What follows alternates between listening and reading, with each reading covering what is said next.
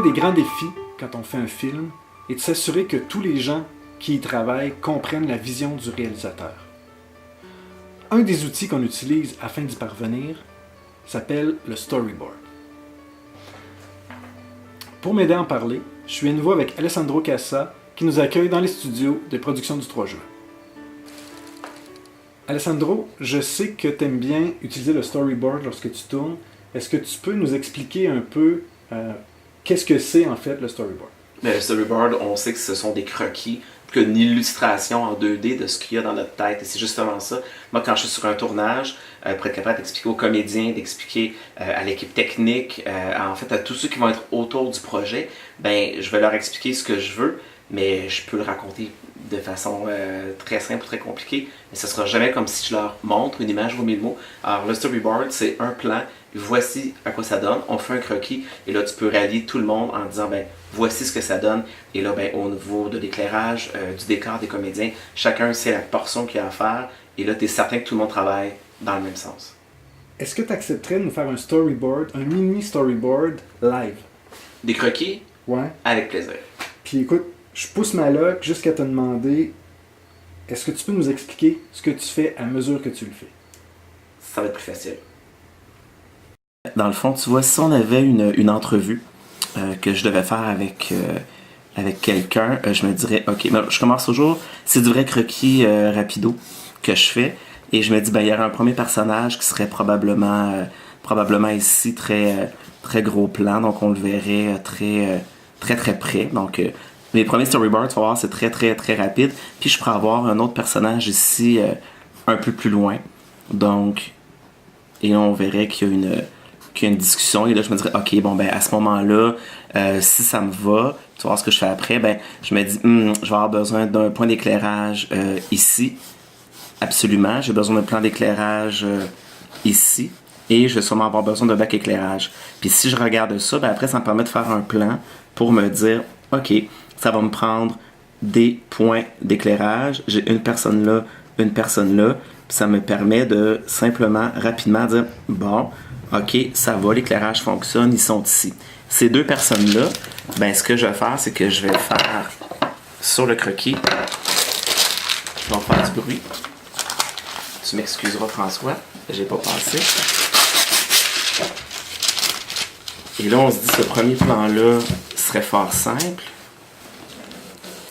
Donc, là, je suis très convaincu de ma prise. Alors, je me dis, bon, il va y avoir une personne ici qui va avoir, et là, tu vois, je mets du niveau de détail, des lunettes, probablement. Une personne qu'on va voir, mais plus loin. Je veux vraiment avoir un cadre très rapproché. Et je vais vraiment les cadrer de façon que la personne qui parle, qui est probablement l'animateur de la chose, va poser des questions à une personne qui va être derrière, vois-tu. Et là, je me dirais au montage, ok, je veux avoir, ça c'est mes propres codes à moi, un pan, donc de gauche vers la droite, où j'en disais, non, plutôt ce que je vais vouloir, c'est carrément un pan ou un zoom vers le devant. Et là, tu vois que je suis en train de me demander qu'est-ce que je fais avec ça, alors je recommence. Puis je travaille vraiment comme ça mes storyboards, jusqu'à me dire, ok, on va y aller encore plus loin. On va avoir un pan qui va aller de ce sens-là. Et là, on va avoir derrière, parce que là, il faut mettre un décor, ben, le début de ma scène va être ici.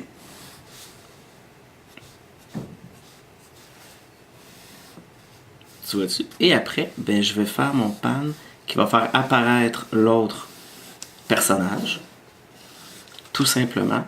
Alors, je vais avoir mon premier qui va être un animateur qu'on appellera François, par exemple.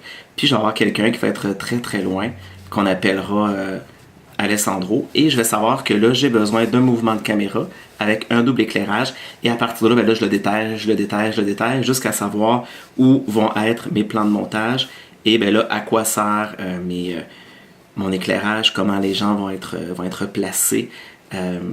Et tu remarqueras que mes personnages ressemblent beaucoup, quand je les fais, à mes personnages de romans jeunesse. Donc, on dirait qu'on n'est pas capable de faire autrement. Et là, ben, j'aimerais aller jusqu'à dire, je vais avoir des ondes de noir parce que je vais avoir un éclairage autour de ces personnages-là avec le premier plan qui va être cadré vers le deuxième plan avec le mouvement de caméra. Et on va avoir lui, donc François, qui va expliquer. Et après, la caméra se déplace, on a François et apparaît, appelons-le Alessandro, notre personnage qui est à côté. Alors c'est ça le storyboard. Tu vois, je t'ai montré du storyboard un peu plus rapidement fait pour placer les comédiens, mais ça c'est une scène dans mon court-métrage Roms où je devais expliquer qu'on allait voir des personnages à travers une coupe de vin. Et pour être capable de le faire techniquement, c'était plus facile de voir. Donc là, le storyboard a été très pratique. Ici, donc plusieurs figurants. Certains devaient être au premier plan, d'autres non. Certains avaient des coupes de vin, en fait même des cocktails, d'autres non, pour arriver vers le personnage avec la caméra qui se déplace. Donc on avait tu vois de l'indication et là, ben, oui, le caméraman l'avait eu, mais les figurants et les comédiens l'avaient eu également. Et celui-là m'a servi pour l'équipe des décors, pour être capable de voir où l'étoile allait être placée. On avait nos figurants derrière, qui sont importants mais qu'on ne voit pas beaucoup.